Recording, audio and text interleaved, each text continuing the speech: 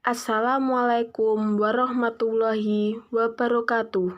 Saya Farah Rizky Ananda Putri dari Tadris Kimia 3C akan mempresentasikan analisis jurnal saya yang berjudul Analisis Kemampuan Berpikir Kritis Peserta Didik pada Penerapan Problem-Based Learning berbantuan lembar kerja peserta didik bermuatan etnosains.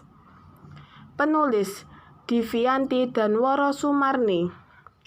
Identitas jurnal. Nama penulis Devianti dan Woro Sumarni. Judul Analisis Kemampuan Berpikir Kritis Peserta Didik pada Penerapan Problem-Based Learning berbantuan lembar kerja peserta didik bermuatan etnosains. Penerbit Jurnal Phenomenon Volume 9 edisi 2 tahun 2019. ISSN 20887868, EISSN 25025708. Latar belakang pada tahun 2018 bahwa masih banyak peserta didik mengalami kendala dalam memahami konsep kimia. Salah satunya adalah materi redoks. Nilai rata-rata hasil UAS materi kimia kelas 10 MIA 1 SMAN 10 Semarang tahun ajaran 2018-2019 adalah 56,48. Rendahnya rata-rata nilai UAS disebabkan karena rendahnya pemahaman peserta didik terhadap materi kimia, rendahnya kemampuan berpikir kritis peserta didik, serta proses pembelajaran belum menerapkan student center. Peserta didik tidak diajak untuk memecahkan permasalahan dalam diskusi kelas yang dapat merangsang timbulnya ide baru dari hasil pemikiran anggota kelompok pada saat diskusi berlangsung. Solusi yang dapat diambil adalah dengan melakukan inovasi pembelajaran. Rumusan masalah, bagaimana kemampuan berpikir kritis peserta didik setelah diterapkannya model PBL yang berbantuan LKPD bermuatan etnosains? Teori, menurut Suheri, kompetensi yang diperlukan dalam menghadapi tantangan era ke-21 salah satunya adalah kemampuan berpikir kritis. Kemampuan berpikir kritis sangat diperlukan untuk mempersiapkan generasi muda agar mampu membawa bangsa menjadi lebih maju. Menurut Kurniastuti dan Wijaya, masalah yang sering kali dijumpai adalah rendahnya kemampuan berpikir kritis peserta didik. Menurut Aziz, penerapan student-centered learning diyakini dapat mengembangkan kemampuan berpikir kritis. Metode penelitian. Penelitian ini berjenis penelitian kualitatif dengan penelitian studi kasus dengan desain single holistik. Penelitian dilakukan di SMAN 10 Semarang di kelas 10 MIA 1 dipilih secara persuasive sampling yang terdiri dari 36 peserta didik. Teknik pengumpulan data penelitian meliputi tes kemampuan berpikir kritis, observasi, dan angket tanggapan yang telah dinyatakan valid oleh pakar. Kemampuan berpikir kritis diukur melalui dua penilaian, yaitu tes dan non-tes. Soal tes berupa soal uraian sebanyak 10 pertanyaan digunakan untuk mengetahui kemampuan berpikir kritis pada bagian pengetahuan.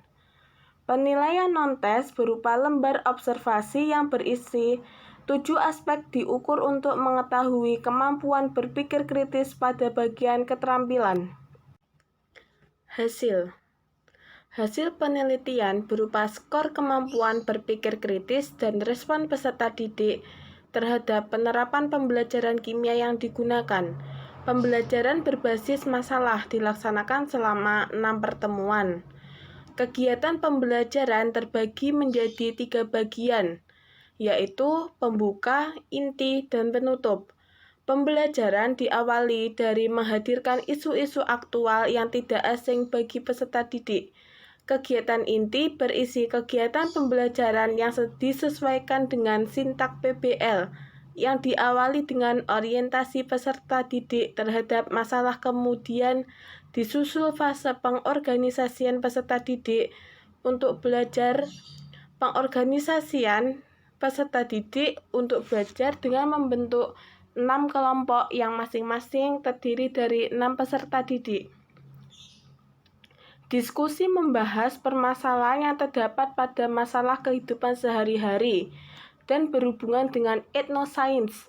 Setiap kelompok diberi LKPD bermuatan etnosains yang berisi PBL.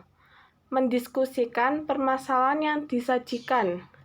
Kegiatan diskusi merangsang peserta didik menjadi lebih aktif dalam pembelajaran. Terlebih, permasalahan yang disajikan sering dijumpai dalam kehidupan sehari-hari. Kegiatan pembelajaran diakhiri dengan review materi yang telah dibahas selama proses pembelajaran berlangsung. Hasil analisis ketercapaian kemampuan berpikir kritis peserta didik dapat dilihat pada tabel tersebut. Pencapaian persentase berpikir kritis peserta didik tertinggi pada kriteria 63,89% yang termasuk dalam kriteria baik.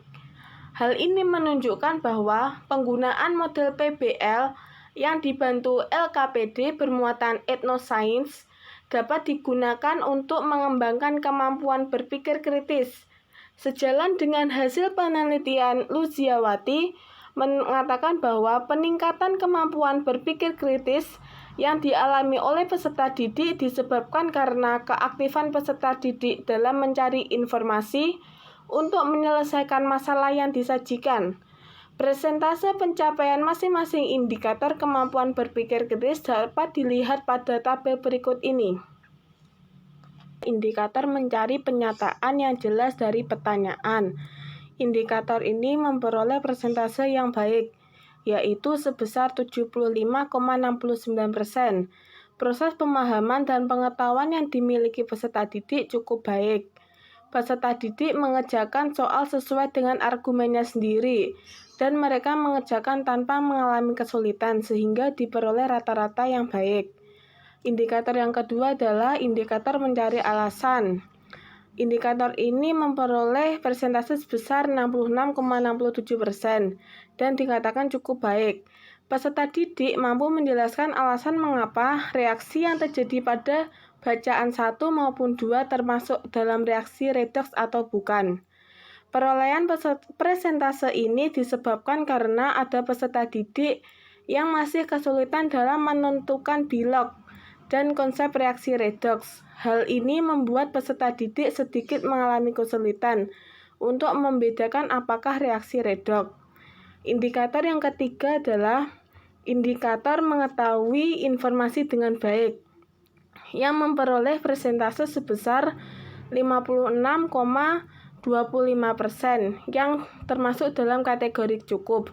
Pencapaian persentase ini disebabkan karena peserta didik kesulitan dalam mengingat aturan bilog sehingga berpengaruh terhadap penentuan oksidator, reduktor, zat hasil oksidasi, dan hasil reduksi. Diskusi yang berlangsung pada saat pembelajaran juga kurang aktif. Sementara itu, merujuk pada jawaban peserta didik, jawaban yang dituliskan sebagian peserta didik dalam menjawab oksidator dan reduktor hanya menyebutkan unsurnya, bukan senyawanya, sehingga diperoleh persentase yang rendah. Indikator yang keempat adalah indikator bersikap dan berpikir terbuka, yang mendapatkan persentase sebesar 52,43%.